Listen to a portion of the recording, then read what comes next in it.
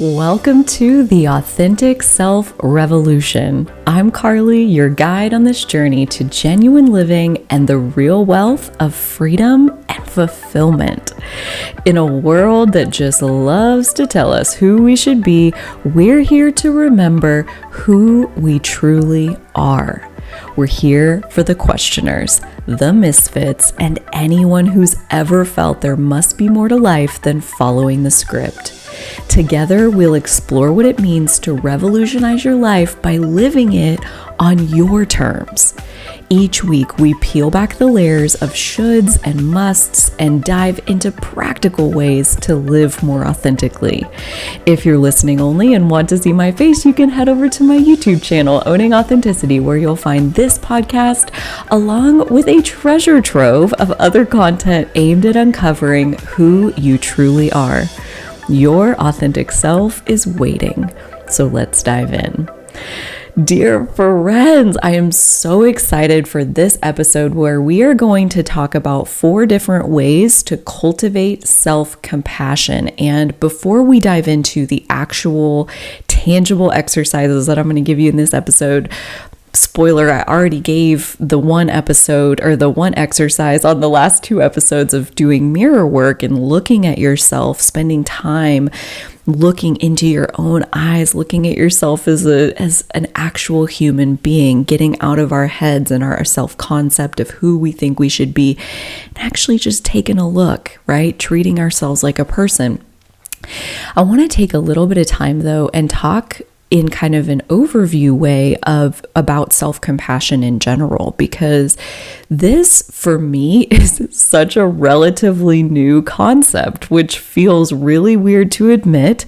But maybe you can relate to that, because for me, compassion, and especially self-compassion, was not something that I was raised with, meaning I don't even know that I really heard the word compassion until my 30s probably, and really integrated it into my vocabulary within these last few years, and really started pointing it at myself here within just the last year. And you can see how it comes up a lot. We're only on episode 6 and we've been hammering home the idea of self-compassion multiple times already. And why is that? Because it's a key ingredient for authenticity. If we can't practice self-compassion, good luck trying to unzip the mask off your face and letting yourself just be the real you.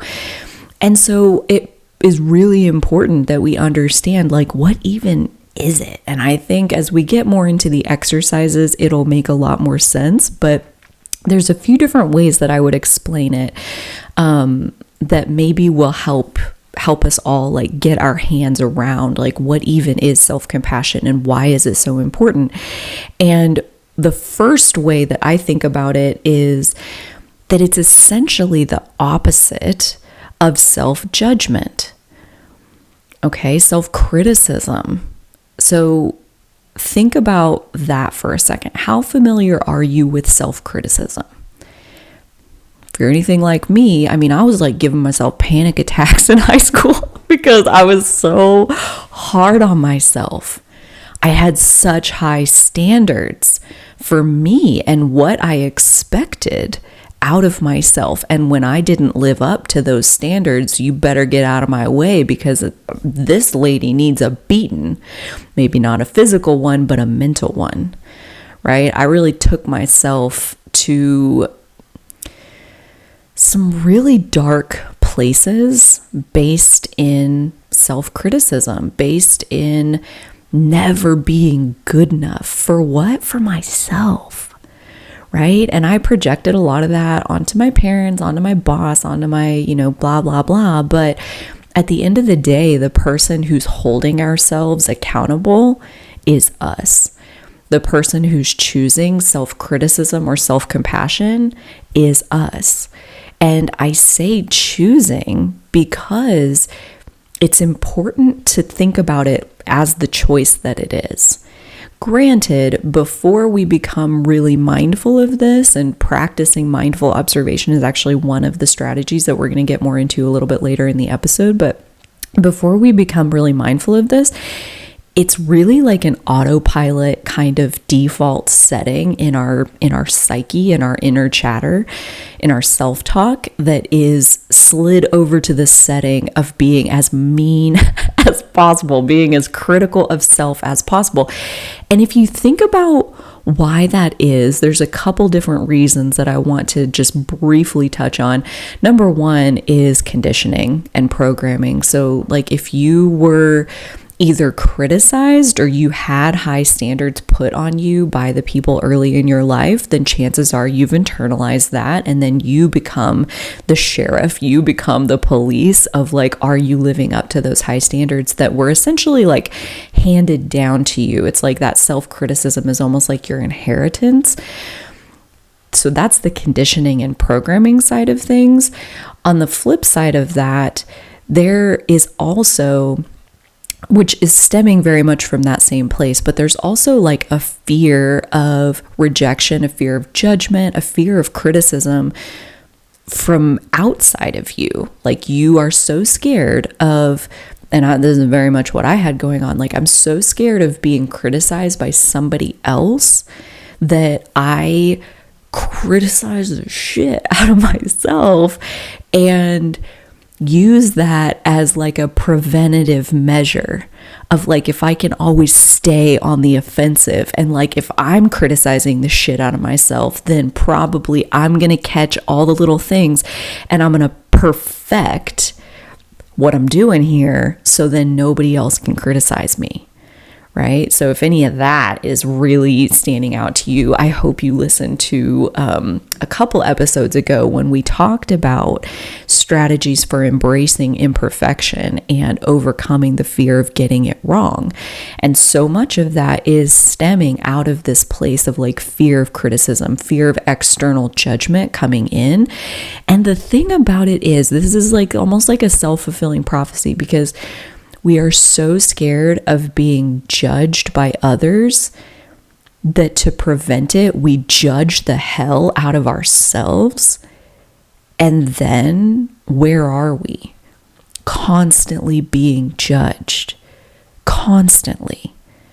Because self never takes a day off, right? Like, and this is where we get into things like numbing, things like addiction, things like scrolling social media or eating until we pass out or drinking to excess every day or, partaking in anything that can silence that inner critic, when really the inner critic is, it's the part of us that needs the compassion the most. It's the part of us that actually needs the healing. The critic is the wounded part. And so to just do things like overworking, overeating, over anything that's like being able to numb and silence that part of ourselves, it's like, that's like putting a Band-Aid on a bullet wound. Like really not getting to the root cause of what's actually going on here. So this conversation around developing self-compassion, part of the magic of self-compassion is that it is truly getting to the root of what is driving that self-criticism and that self-judgment in the first place. And creating this mindful awareness of, when are we being judgmental of self? When are we being critical of self?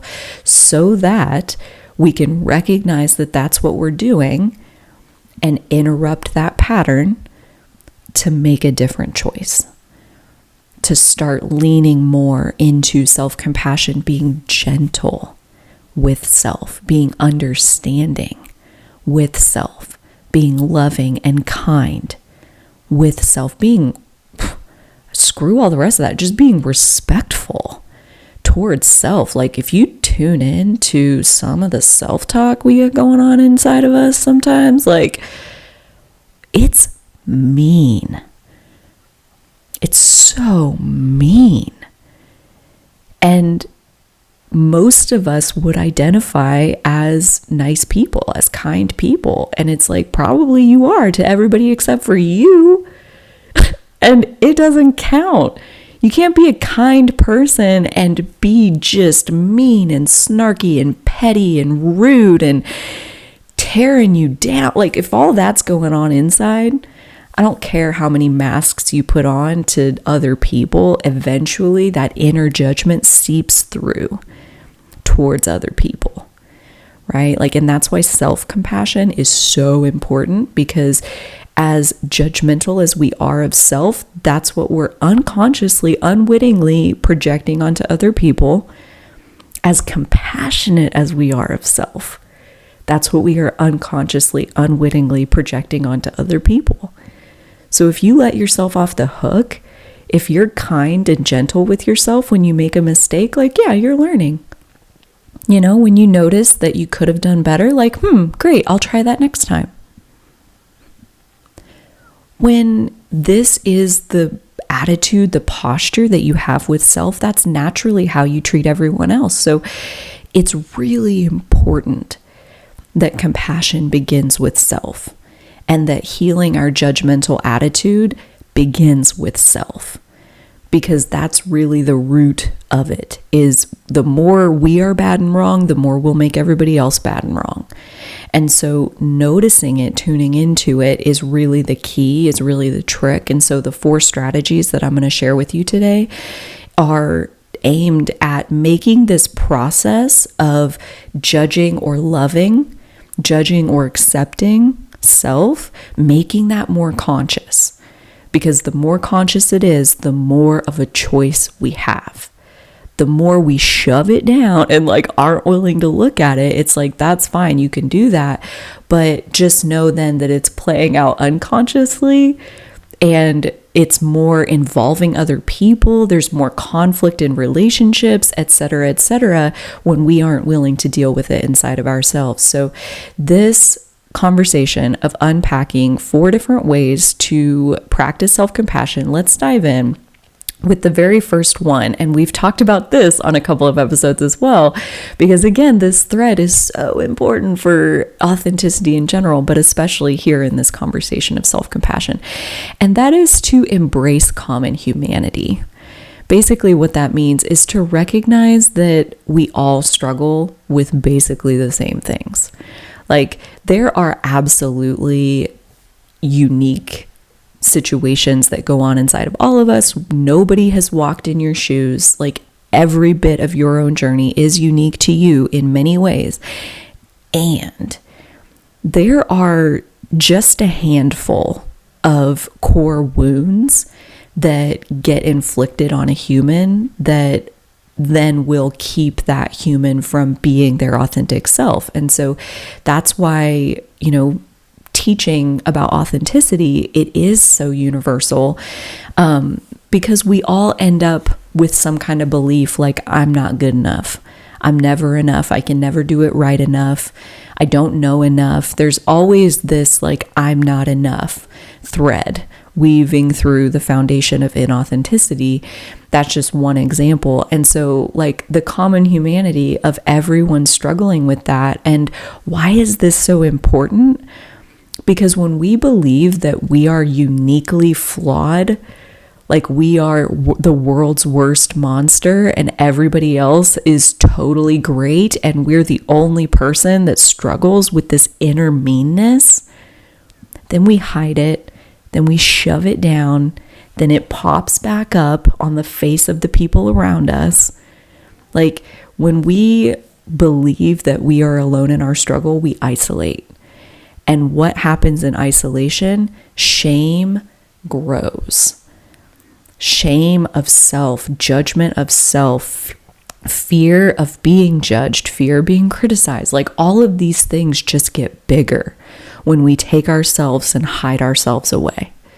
So talking about what is it that's universally stopping us from being authentic, like on this podcast, like on every single piece of content on the internet about authenticity. I love that this is like catching on. It's such a common topic that's out there. It all is aimed at fostering self-compassion. When like when you take one of your struggles, like something that you struggle with on a regular basis, like being hard on yourself about what? Like, is it that you work too much? Is it that you eat too much? Is it that you don't spend enough time with your kids? Is it like, what is it that you're like constantly on your case about? And then what if I told you that 60% of the population is right there where you are? How does that shift how that thing feels? You know, it's not a personal failing. It's the human condition. It's normal to feel that way.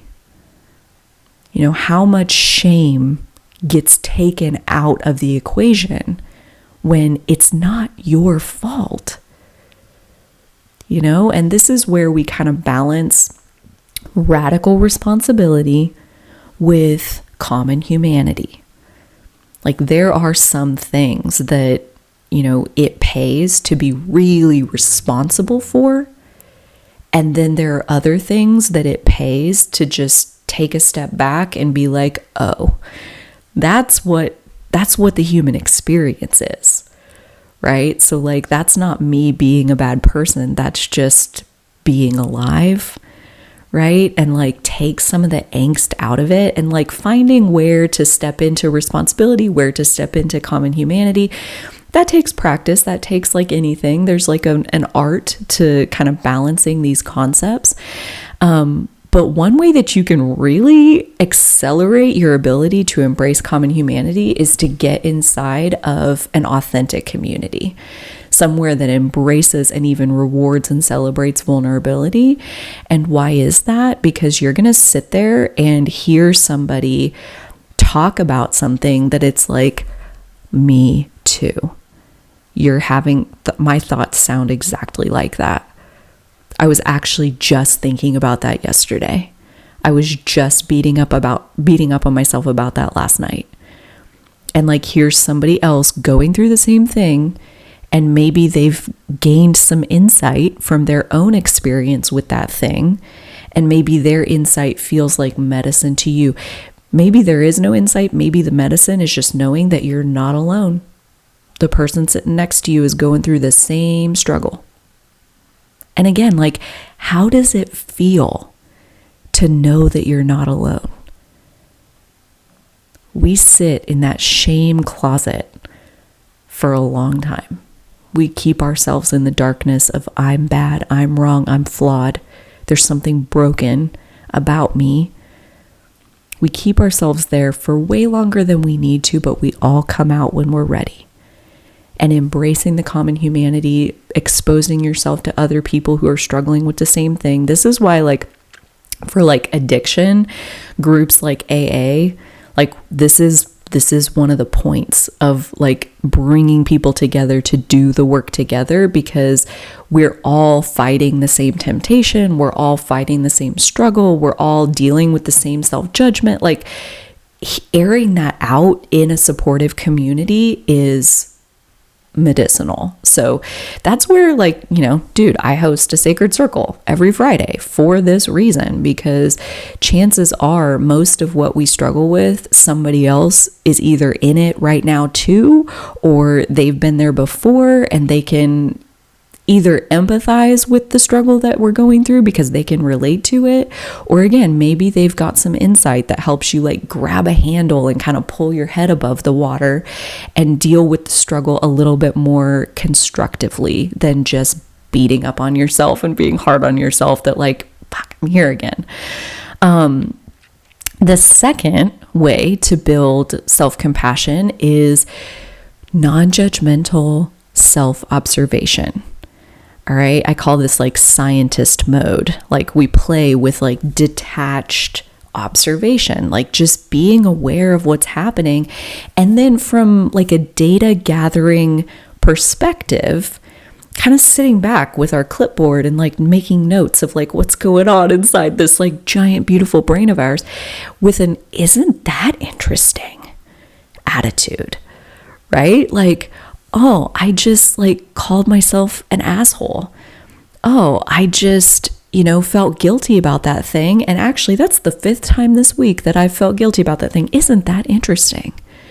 And we're just looking for data. We're just analyzing the data. We're finding the dots. We're connecting the dots. Isn't that interesting? like if you can see it, you can change it. Like I say, awareness is 95% of the journey. So what keeps us from being aware is that it's painful to look at what's actually going on inside of us. And why is it painful? Because we're judging it. Because we're looking at it and saying, that's wrong. It shouldn't be like that. I should have figured this out already. Why haven't I figured this out already? One of the most common, this is like something that I deal with my clients very early on, almost every single time, is the shame and the judgment and the guilt and the weight of, I should have figured this out already. I can't believe I'm this age and I still deal with this. I thought I dealt with this already, and now here I am back again. Like clockwork every single time. Common humanity. It's normal and natural to judge ourselves, especially when we saw it modeled. And again, like I talked about in the last episode, not even necessarily that people judged us, but that they judged themselves. Like if they were super critical of themselves, like if you watched your mom like stress herself to the max because she's trying to do all these things and then beating the shit out of herself when she got something wrong or when she made a mistake, she didn't even have to do that to you specifically. It's not what's taught, it's what's caught. Like your nervous system would have taken on that posture. So becoming aware of when the negative self-talk is even happening, chances are like there are some levels of it that are so normal that like we don't even realize we're doing it. Like we're being so mean and harsh and judgmental of self, and it doesn't even register because that's what we always do, right? Like it's so normal you don't even see it anymore. And so to recognize when that's happening, again, so that you can interrupt that pattern. And at that point, like not necessarily that you have to switch to self-compassion, but at least you have the choice. At least it's a choice of like, should I continue beating up on myself? Should I continue like whipping myself with my thoughts? Or do I think that maybe a lot of people struggle with this? Maybe it's normal that I'm hitting this roadblock with practicing this thing. I mean, I could kind of like zoom out a little bit and say, well, 2 months ago, I wouldn't even be aware of, like, I wouldn't even be having this choice point right now. A year ago, I would have like already went and cracked open the whiskey, right? Like we can zoom out. We can give ourselves a little bit of credit for like how good you're really doing. Self-compassion, understanding, kindness. We can offer those things to ourselves, but only if we're aware that it's needed, right? Only if we're aware that there it goes again. Self-criticism, like calling myself names, beating myself up. There it goes again. And like one of the examples of this, of like, especially if you're on an authenticity journey of like recognizing that you're not being authentic enough, right? Like we can take our old tricks and apply them to the new game and beat up on ourselves because we're not authentic enough. And it's like, okay, so that's just one example of like, all right, so when you notice that, like I noticed I had an experience like this like 2 or 3 weeks ago, where in the middle of a conversation, I caught myself masking. What does that mean, masking? It means that I was covering up my real face with a happy face. I put a happy face sticker over some really boiling, bubbling anger in that situation. And when I got off of that conversation, it happened on Zoom. So like when I got off the Zoom, I recognized like just how dysregulated my nervous system was.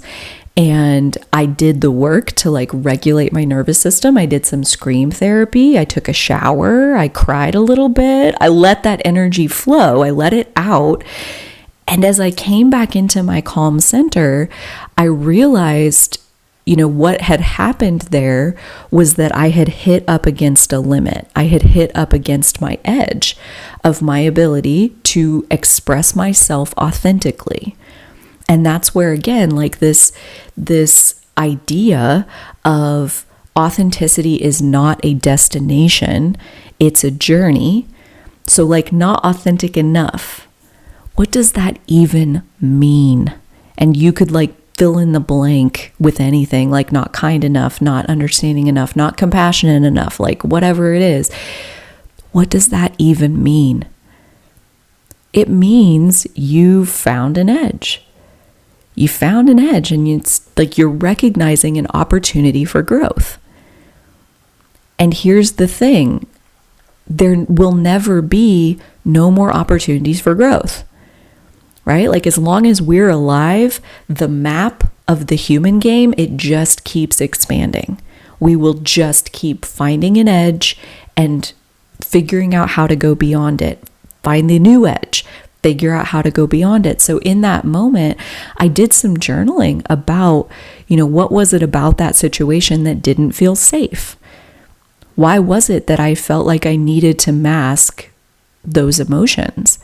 And I realized that as much as I've done around healing my throat wounds and finding my true voice and expressing myself authentically, communicating my anger authentically in real time is a skill set that is still very weak for me. So I masked it. So isn't that interesting? Right? Like, it's just an opportunity for growth. It's just, here's the next little bit. And, this is again where I will give you the very practical advice that it's better to do like a 1-minute check-in every day of like the compassionate observer, the scientific observer, to like kind of be checking in like 10 seconds at a time when you're in the car, when you're in the shower, when you're brushing your teeth, like these little moments that you have, and check in and just kind of notice like, what do my thoughts sound like right now? And if it helps to even like set an alarm that goes off at the same time every day, like 2:30 p.m. every day, you're going to have this alarm that goes off for 30 seconds. Just listen, like, what do your mental thoughts sound like today? And it's better to do a 30-second check-in or even a 10-second check-in every day than it is to try to sit down and for like 1 hour on a weekend, like once a week, to, do a big check-in all at once. So building a habit, it's way better to do just a little bit every day, even if it's like 10 seconds, 5 seconds, like that is more productive than trying to spend an hour on the weekend. So whatever amount of time you can like bring yourself to spend looking inward a little bit every day, I highly recommend that. Practicing that non-judgmental self-observation. Recognize the tone of your self-talk. And when you find that you are in that moment of being self-critical, you are totally ready to let yourself off the hook, figure out like, what is a self-compassionate mantra that you can kind of tuck in your back pocket.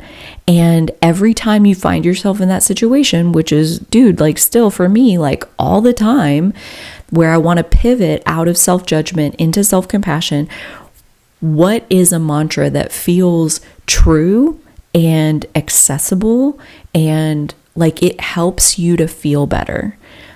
So it might be like, this is an opportunity for growth. It might be, a year ago, I never would have caught this moment, so I'm really grateful that I'm even in this moment. It might be, I'm learning a little bit more, a little bit more, a little bit more. It might be, I'm doing better than I was a month ago. What feels good to you could be completely different than the person sitting next to you. But those are just a few ideas of ways that you can love up on yourself in that moment. And honestly, the mantra itself isn't super important. So please don't get hung up on like having the perfect mantra. The act of self-compassion that's really happening is ending the circle of self-criticism. So the mantra that helps you switch is not nearly as important as switching. Like anything that's even a little less judgmental works, okay? Because the actual act of self-compassion is picking yourself up out of the pit of despair, of self-criticism and harsh judgments, picking yourself up out of that place and taking yourself over to the white fluffy blanket, cozy space of you're not doing that bad. You know, you're really doing okay. I let you off the hook. We don't have to, we're going to learn from that. Next time we'll probably do a better job. We're building our muscles. Like these are all thoughts and things that you can say to self, and even more strongly is like, go get in a mirror, look at yourself in the mirror and give yourself this pep talk. It's not really super important what you say. It's important that you stop criticizing yourself in that moment, right? And then once you get back to a more centered, calm, regulated place, if you really did mess something up, like if you really did like get it wrong or make a mistake, or you did something that like next time you're in that situation, you would want to do it differently. Like I masked my anger and like that didn't feel authentic. It felt wrong to like be putting on this mask and saying things that the mask wanted me to say, not what was really true. I did a lot of journaling about how I might be able to better express my anger next time. Not how I would go back and change the past, because that's not real, but how could I learn from the past so that I could set myself up to do just a little bit better next time? We can always come back and reflect from that scientific observation mode of like, isn't that interesting? Yeah, I think I'll try, changing that variable. I think I'll test this hypothesis and see if I could do it any better by doing XYZ next time.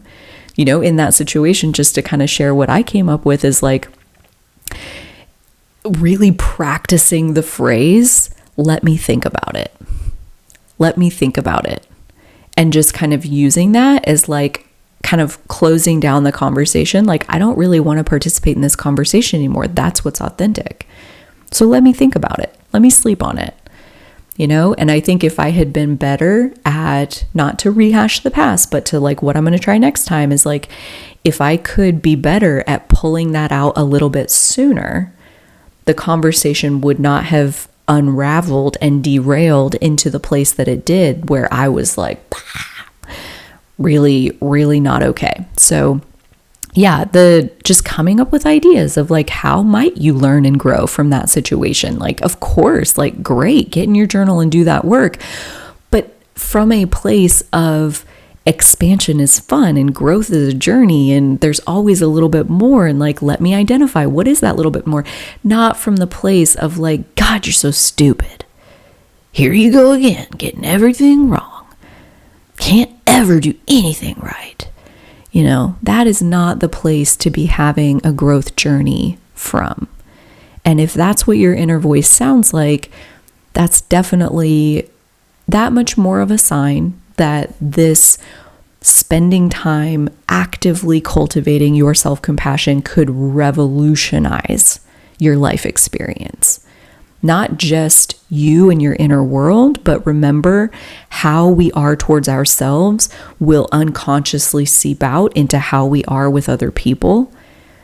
And so if you're tuning into your self-talk and you're finding little gremlin voices in there being really mean to you, developing your self-compassion could do wonders for the quality of your relationships across the board.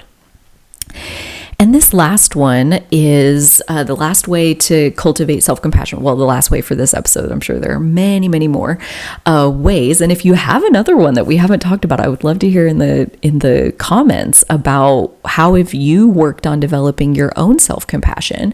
But this way number 4 is to develop a letter practice a self-compassion letter practice, a love letter practice, basically writing a letter to yourself from a self-compassionate place, from a loving place. Like imagine you writing a letter to your child or to your best friend or to your beloved or to somebody that you really love and like you see them so beautifully through your eyes.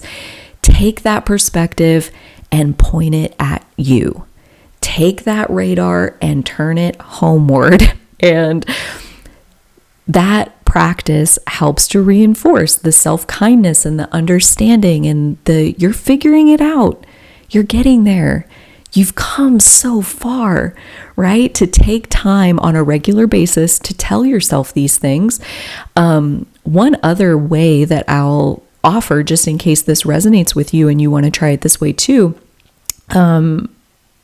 this practice, how I've been practicing it for, almost 2 years now, almost every day, I write myself one of these letters. And it has been, again, revolutionary is the only word that there is, because life-changing as far as how much it has shifted my inner dialogue. And the way I do it is I write a letter of gratitude to my spiritual support.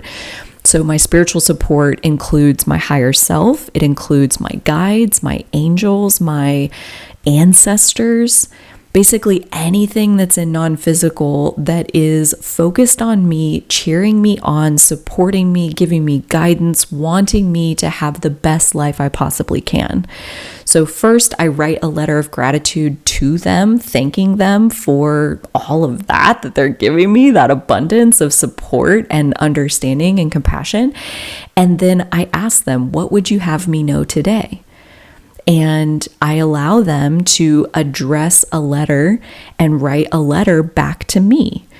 And it almost always starts the same exact way. We love you so much. There is nothing about you that we do not adore. Everything you are doing is amazing. The ways you are succeeding, the ways you are failing, it is all so beautiful.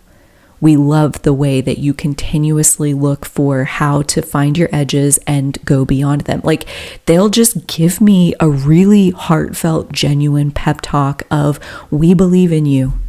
You're doing pretty darn good, you know? And so sometimes it'll like veer off into more specifically what I'm dealing with, what I'm facing at that time. But often it's just a moment to receive love and adoration and gratitude, and to fill my cup with that. And it's amazing how this practice of writing letters to myself from them, obviously they're non-physical, they can't hold the pen. I'm holding the pen, I'm doing the writing. But like that has like reprogrammed over the last 2 years. It has really seeped into my conditioning, and how I talk to myself, my self-talk has come a long ways through this practice. Obviously, this is probably the most time-consuming practice that I've offered in this list, but it is also probably the biggest bang for your buck. And also, I will say too, it's like if you're super early on in this journey of cultivating self-compassion, it may be really, really difficult to actually find a loving voice that can talk to you. Like I totally get that. And just know that like it was several years into my healing journey before I got to this place where I was like writing a love letter to myself every day. So please, if you try it and it's difficult, it's challenging, like maybe that's not the right practice right now. Maybe just tuning into your self-talk and practicing pivoting to self-compassion with a mantra. Like maybe that's like a lower rung on the ladder that's more reachable from where you are right now. Or if you've built up some self-compassion and you're ready to take it to the next level, write these love letters to yourself once a week, couple times a week, every day. You know, how much love do you want yourself to receive? And how much love are you willing to give to yourself? So as far as like where we're at with this episode and these practices and cultivating self-compassion, I hope this episode has been an opportunity for you to do a bit of a self-compassion check-in. Like where would you say you are on this spectrum of one end being only offering yourself self-criticism and the other end being only offering yourself self-compassion? And where are you on that spectrum? And also know that every day is probably different. And, you may have, like, if you're anything like me, like when you're PMSing, the critic gets a little bit louder. The self-compassion is a little bit more out of reach. And so even throughout the month, there are different, varying levels of criticism and compassion. And the real trick is to look at not day to day, moment to moment, because again, there's such a fluctuation based on the energy and what you're focusing on in that moment. But think about like where you were this time last year. Like when you'll add up a whole year of progress later, can you see that your mixture of self-criticism and self-compassion, you have a lot more compassion for self than you did this time last year? Putting in that much time between data points, like it lets you see that, yes, there are ups and downs all the time, but like my ups and downs, my ups are higher, my downs are also higher. Like that was that before I kind of embraced self-compassion, that was really how the vocab that I had for this is like my highs are even higher. And when I do dip down into a low, it is nowhere near as low as it was a year ago, 5 years ago, 10 years ago. Like I can see that year over year, my overall frequency, my overall feeling inside of myself, my mood and my attitude has gotten so much more loving towards myself. And so hopefully this has let you kind of do that introspective work inside of yourself to see where you are, to have a little check-in. Isn't that interesting? Record your little data point and then pick one of these ways of like what might be a way that you want to, in these next week or two, practice your self-compassion. Like which one of these felt like, ooh, yeah, that's my next step. So remember those 4 ways were embracing common humanity. Just reminding yourself that you're not alone in whatever it is that you're struggling with. Number 2 is the compassionate observer. Go in scientific mode on it. Isn't that interesting? Making observations, noticing, collecting the data. Number 3 is creating that self-compassion mantra. So developing a shift, a pivot that you can introduce when you notice that you're beating up on yourself. And number 4 was the love letter to self. And remember the bonus that we talked about in the last few episodes of being mirror work, spending time talking to yourself lovingly in the mirror. Remember, like authenticity, self-compassion is a muscle. And so same as any other muscle, it gets stronger when we do a rep.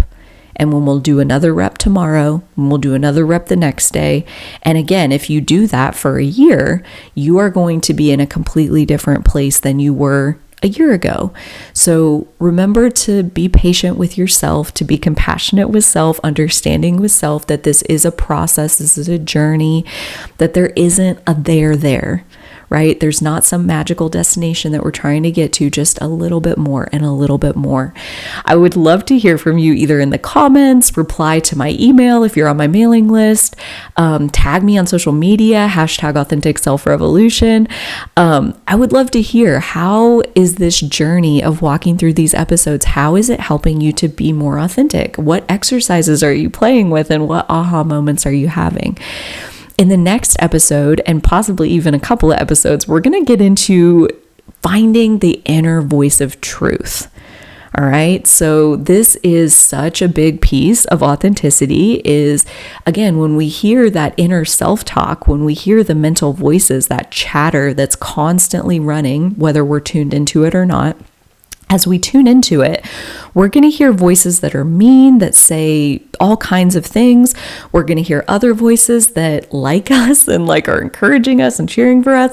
We're going to hear all of these different conflicting voices. And so how do you know which one is the truth?